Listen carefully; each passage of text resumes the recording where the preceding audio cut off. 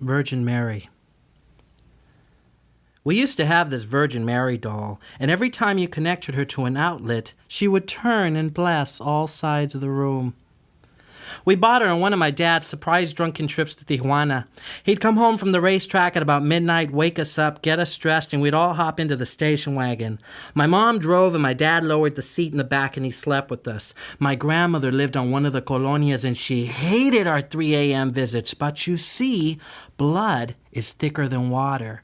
Family is greater than friends, and the Virgin Mary watches over all of us. When I was 10, I gave the rotating Virgin Mary doll to my tia Ofelia. My tia Ofelia lived across the street with my tia Tita, who lived with my tio Tony, right next to my tia Romy. And back in those days, everybody on the block was either a tia or a tio. They lived in a big, beautiful, wood-carved 2-story house with a balcony overlooking the street below. We were crowded in by downtown skyscrapers, packs of roving cholos, the newly built convention center on Pico, and portable tamale stands. But our families always managed to live together because, you see, blood is thicker than water. Family is greater than friends, and the Virgin Mary watches over all of us.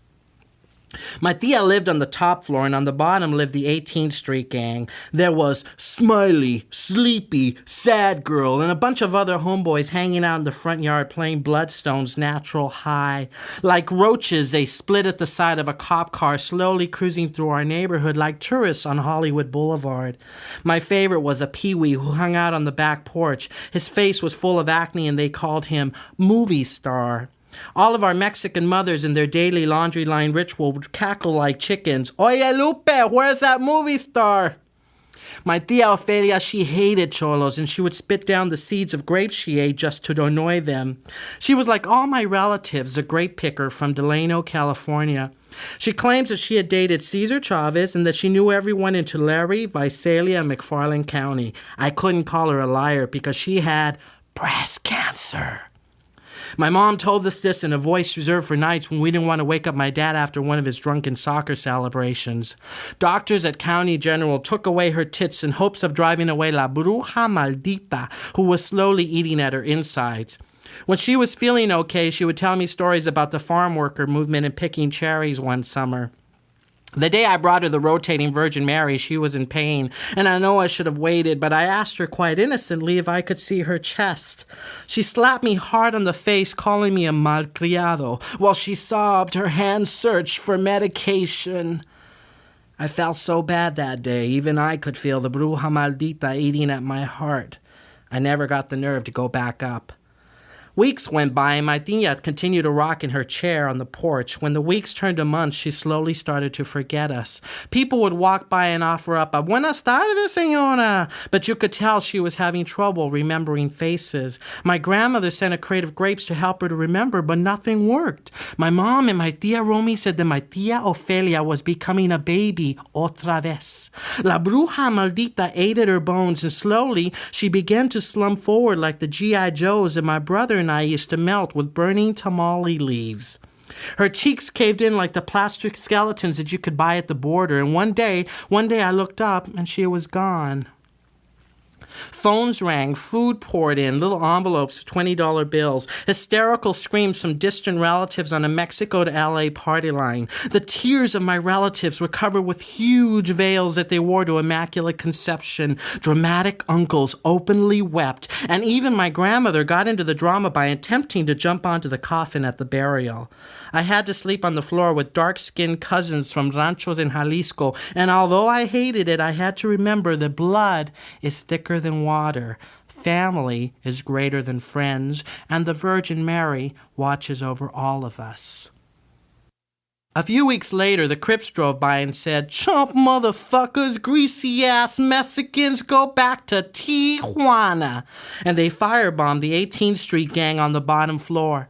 A great ball of fire and light filled the sky. We watched my tia escape and filled buckets of water that fathers ran across the street with. Smiley, sleepy, sad girl died, but we couldn't go to the funeral because my relatives said there were perros desgraciados. Instead, we rummaged through charred remains looking for usable clothes and old Vicky car records. My brother found what was left of the rotating Virgin Mary, and he used her head for BB gun practice. My mom cried because the memory of my tia Ophelia would now be an empty lot where bums would piss and tires would grow.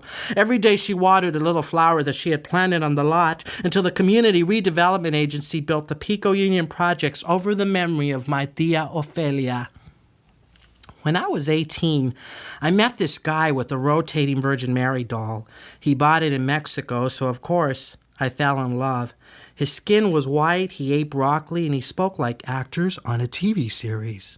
It was my first love, and like the bruja maldita, he pounded on my heart. He taught me many things, how to kiss like the French, lick an earlobe, and dance in the dark. He was every Partridge Family Brady Bunch episode rolled into one. Once my grandmother sent me a crate of grapes. We took off our clothes, smashed them all over our bodies, and licked them off each other. When he left, the bruja maldita's hand replaced his in my heart, and she pounded on me, and she laughed like Mexican mothers at a clothesline, and I covered my tears with a smile that was like the veils at Immaculate Conception.